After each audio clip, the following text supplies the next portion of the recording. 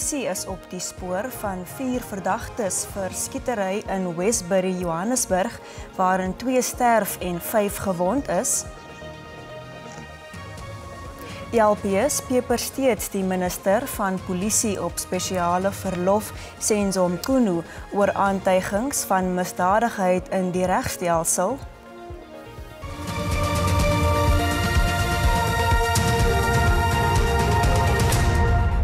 Goeienaand en baie welkom by die Afrikaanse nuus op S3. Die gemeenskap van Westbury in Johannesburg is in skok nadat 2 tieners dood en 5 gewond is in 'n massa-skietery vroeër vandag. 'n Voorlopige polisieverslag dui daarop dat die skietery-bende verwant is. Die oorledenes was 13 en 19 jaar oud. Ooggetuies sê 3 gewapende mans het op die 7 tieners losgebrand terwyl hulle voor 'n huis in Kruisiestraat in Westbury gestaan het. 2 of them were declared dead on arrival and 4 are receiving medical attention. Preliminary reports suggest that the shooting was gang-related. It is reported that the 6, aged between 14 and 19 years, were shot at by 3 suspects believed to be from a rival gang. Dit is die soveelste bende verwante skietery in Westbury die afgelope jaar. This area is well known as notorious with drugs and unnecessary fights of that nature where they fight for the theft. And unfortunately, those suspects, who are also teenagers, as we are informed, disappeared. But we do know who they are, their parents, their addresses. 3 of them, the 4th one, we don't know. Die polisieminister op spesiale verlof, Senzo Mchunu, het sy kommer uitgespreek oor die voorval. Mchunu, wat tans voor die parlementêre ad hoc komitee getuig, wat onder meer korrupsie en politieke inmenging in die polisie ondersoek, het gereageer op 'n vraag van 'n komiteelid oor die skietery. Hy het toegegee dat voorvalle soos die in Westbury voorkom kon word, as die polisie beter toegerus was om dit te hanteer. It's a sad matter to get those news. And in police in South Africa, together with ministry, I know that you grapple with issues on your conscience that had you done this, possibly this would not have happened. And it haunts you all the time. And therefore, I feel sorry and sad for what you are putting across. But the main thing is the sooner we get over this, the better. And there are more other ugly incidents that have happened as well. And all of them, those that are said, we feel they are a letdown to the country. Intussen moes Mchunu bond staan om vrae te beantwoord van lede van die ad hoc komitee, veral oor sy beweerde bande met die omstrede sakemanne Vusi Muzikat Matlala en Brown Mogotsi. Mchunu het vroeër ontken dat hy hulle ken. Vandag het hy egter toegegee dat hy Mogotsi sedert 2017 ken, terwyl die getuienisleier advokaat Norman Arendse 'n knippel in die hoenderhok gegooi het toe hy aangedui het dat bewyse voorgelê gaan word wat Mchunu by Matlala betrek. Mchunu hou egter vol dat hy Matlala nog nooit ontmoet of gesien het nie. Mogotsi het na bewering Mchunu se naam gebruik toe hy Matlala beloof het dat betalings aan hom gedoen sal word vir 'n gekanselleerde tender van 360 miljoen rand met die polisie. Minister, if you don't know Matlala at all, you've never met him, that's your evidence? That's my evidence. Yes, so why would you want to obtain an affidavit from a person who has all these allegations against him and that's imprisoned at a high security prison? Why would our Minister of Police want to be associated with a person like that? The question or the answer to that question could be another question. Why would the minister not wish to get the word from such a person who people out there are trying so hard to associate with me when I'm not associated with him? Why would the public not be interested in getting to know what he has to say if it were all to be possible? Die getuienisleier het dadelik teruggekap. A witness will be called to say that Matlala had a business relationship with you to support your campaign to become the ANC president or deputy president, and it also made some contribution to your, I think, for your son. I have no knowledge of such. Now, when I saw something like dinner, I saw something like a list of people who are said to have come to Cape Town for dinner, invited supposedly by myself. It almost shocked me because I had never had any discussion with anyone, Brown Mkhotsi to be exact, about any dinner anywhere, about any contribution anywhere. Mthunu het ook sy vroeëre deentjie dat hy Brown Mkhotsi nie ken nie verander. Volgens hom is die foto wat op 5 Maart aan hom gewys is, toe hy aan die portefeulje komitee oor die polisie gesê het hy ken Mkhotsi nie, 'n foto van iemand anders. Hy is ook uitgevra oor 'n stemopname waarin hy volgens hom gedreig word deur die KwaZulu-Natalse polisiekommissaris, luitenant-generaal Nkandla Mkhwanazi, nadat die polisieminister die taakspan oor politieke moorde ontbind het. I was under an impression that it had been recorded when the recording of their conversation had started, and it turns out that it had not started on the first day when that was mentioned. It only started on the 5th day. The minister does not have a recording. He told us he's got a recording and he wants us to play. That's number one. Number two, he wanted us to listen to something he never listened to himself because it's not there. And that's what you should be asking the minister. Not that where we are now, we don't have a recording. That recording doesn't exist. Let's agree there that there was no such a recording where Mkhwanazi was threatening the minister. Mkhunu sal môre sy getuienis voortsit.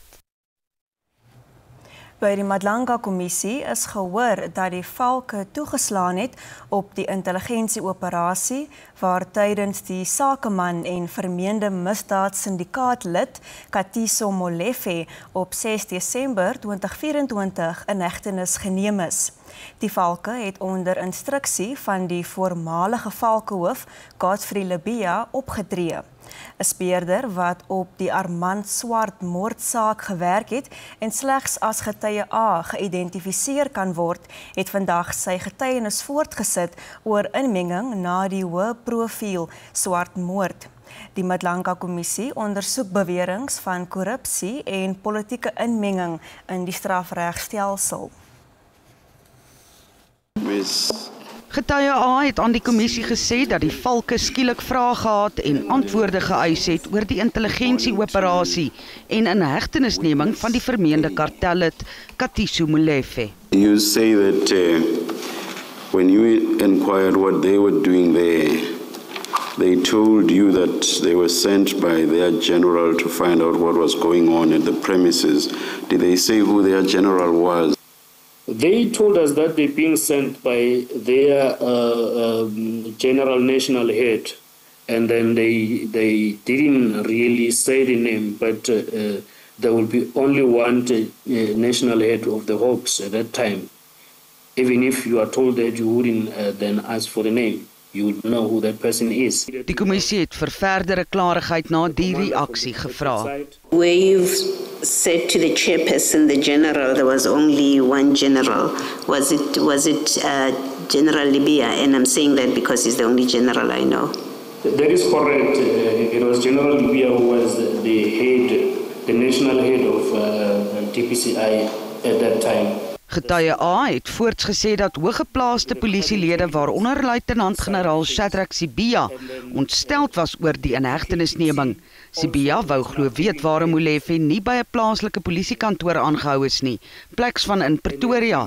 Getuie A het aan die kommissie gesê dokumente is tydens die operasie gevind wat met die Swartmoord verband hou, maar dat Molefe nie eienaarskap daarvan wou neem nie. It seemed like this document had a lot to do with Transnet, applying for tenders for Transnet, registration of companies, and then there is also a particular set of document that belonged to a company that I mentioned yesterday, which is SK Group, which is now linked directly to the matter that we were dealing with at the time. Die verhoor word môre voortgesit.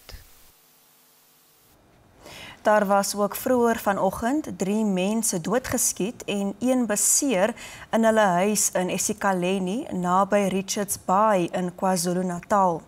Die oorledenes is 'n 68-jarige man, 63-jarige vrou en 10-jarige seun. Polisiewoordvoerder kolonel Robert Netshiunda sê die aanvaller het na bewering na iemand in die huis gesoek en het op die slagoffers losgebrand nadat hy nie die persoon kon kry nie. Die verdagte is steeds op vrye voet.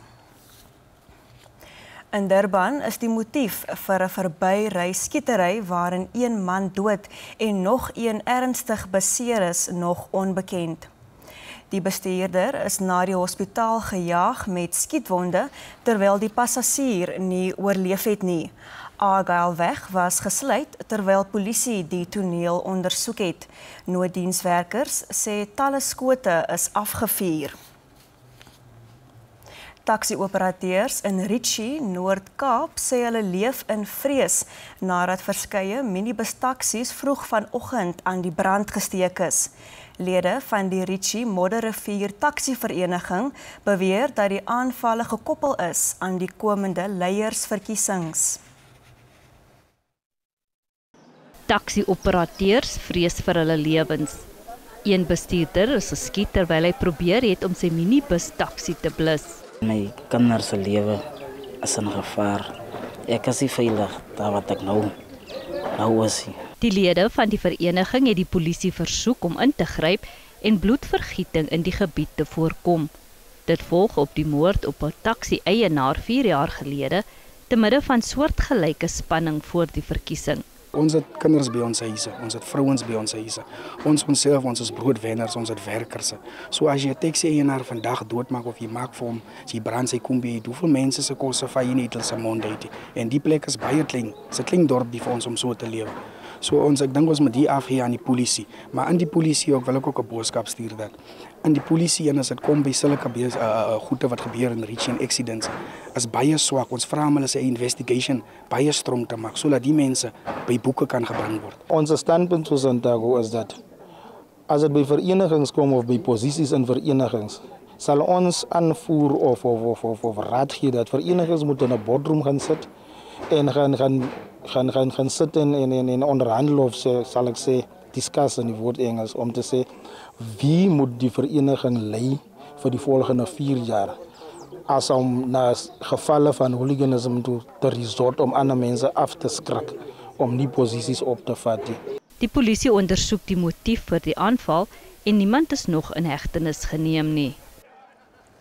Die Weskaap se Kata Taxi-vereniging sê hy kan nog nie bevestig of die moord op een van hulle lede gister op die R300 naby Delft gekoppel is aan die onlangse heropening van taksiroetes in Somerset Wes nie.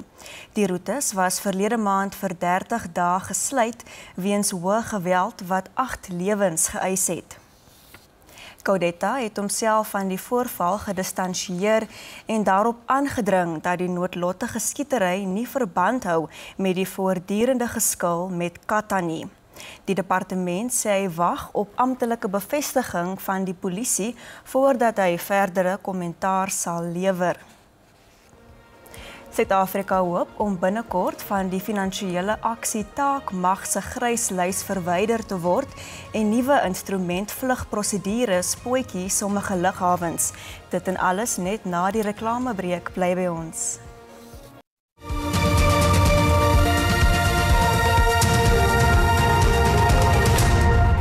Suid-Afrika hou asem op om te sien of hy genoeg gedoen het om verwyder te word van die finansiële aksietakmag se gryslys van lande waar finansiële misdaad en terreurbefondsing gedui. Volgens ontleeders moet die land bewys dat hy doeltreffende maatreëls ingestel het teen finansiële misdaad voordat hy van die lys afgehaal kan word. Die Wêreldwaghond teen geldwassery het 'n sleutelbesoek gebring aan die land in Junie en 'n finale besluit word later van dese week verwag. Die voltallige en werkgroepvergaderings van die finansiële aksietakmag het gister in Parys begin en duur die res van die week. Die sakeeenheidshoof vir regering van die finansiële diensmaatskappy Moore Infinity, Dani Dorfling, het vertroue dat Suid-Afrika van die lys verwyder gaan word. Assessors look at outcomes for risk-based supervision working, money laundering, terrorist financing, cases investigation and prosecution, asset confiscations, sanctions being applied, beneficial ownership data being used in real cases, international cooperation, etc. Dorfling sê veral klein sakeondernemings is swaar getref deur Suid-Afrika se plasing op die gryslys. Hy sê buitelandse beleggers is ook ontmoedig daardeur.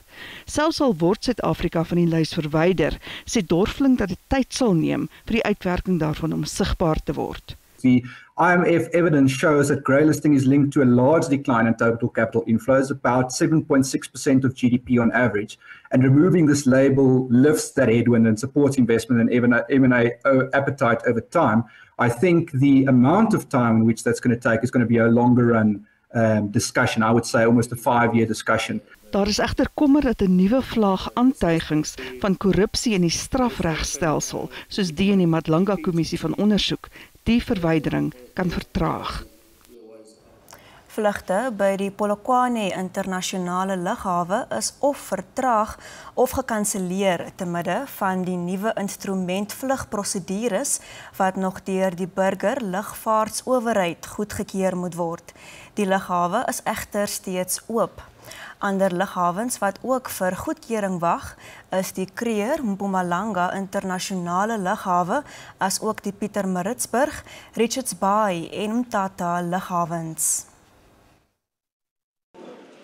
Die Gateway Airports Authority Limited staatsentiteit, of GAAL, wat die Polokwane internasionale lughawe bestuur, sê die staatsbeheerde lugverkeer en navigasiedienste, die ATNS, het nog nie die nuwe instrument vlugprosedures by die lughawe en ander streeklughawens ingedien nie. Die prosedures word gevolg wanneer vlieëniers weens swak sigbaarheid op die kajuitinstrumente moet staatmaak. When you have those instruments, you need procedures which are written by ATNS and maintained by ATNS. So the situation right now is that our procedures actually expired in August 2024, and there's an ongoing process where the ATNS, which is Air Traffic Navigation Services, is submitting those procedures to our Civil Aviation Authority for approval. Vliegtuie kan veral nie in slegte weer sonder die goedgekeurde riglyne land nie. If the procedures are not approved, that means the pilots now have to depend on visual observation when they land in rather than on the instruments, and they need to see the runway visually at a certain feet before they can land. And at the moment when weather is bad, especially in the morning when it's cloudy or it's raining, or in the evening, because the visual observation is then compromised, the pilots are not able to land. Die GAAL wag steeds op goedkeuring voordat die skedulering van vlugte na normaal kan terugkeer.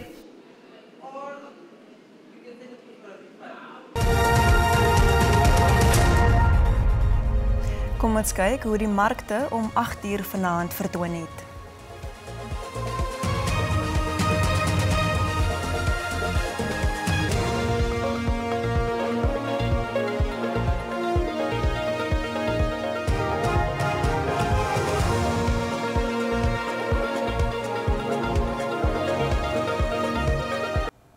En dis dan al vir vanaand. Ons groet tot môre aan. Totsiens.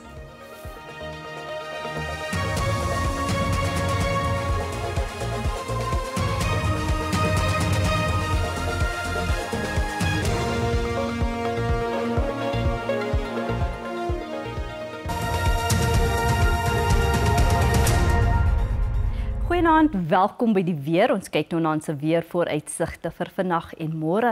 Vir vandag sien ons 'n 30% kans vir reën oor groot dele van die Noord-Kaap, Noordwes en dan ook in dele van Limpopo. Dan sien ons ook bewolkte toestande oor groot dele van die land. Môreoggend sien ons miskolle langs die plateaurand en dan ook baie mooi weer en sonnig in die sentrale gedeeltes van die land. Vir môre sien ons daar is 'n waarskuwing uitgereik vir weggolfveldbrande wat dan verwag word in die suidwestelike dele van die Noord-Kaap en dan ook in dele van die Wes-Kaap.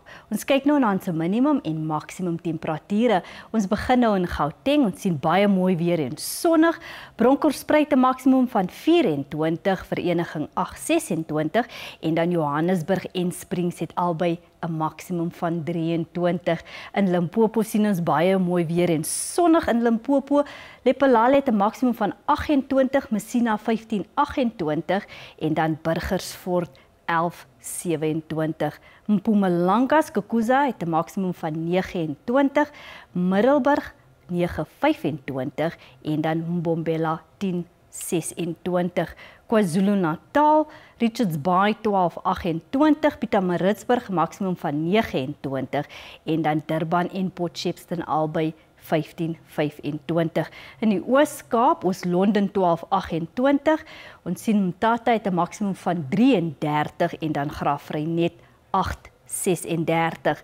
In die Wes-Kaap, mooi weer en sonnig Kaapstad 14-34, Woester 14-37 en dan Oudtshoorn 13-39. In die Noord-Kaap, Kalvinia 15-35, Springbok 'n maksimum van 35 daar ook en dan Appington 19-33. In die Vrystaat, Sasolburg 10-26, Botawil 13-28 en dan Ficksburg 8-24. Ten slotte Noordwes, Potchefstroom 12-27, Ottosdal en Wolmaranstad albei 13-26. Dit is dan al van my en die weerdiens. 'n rustige aand verder.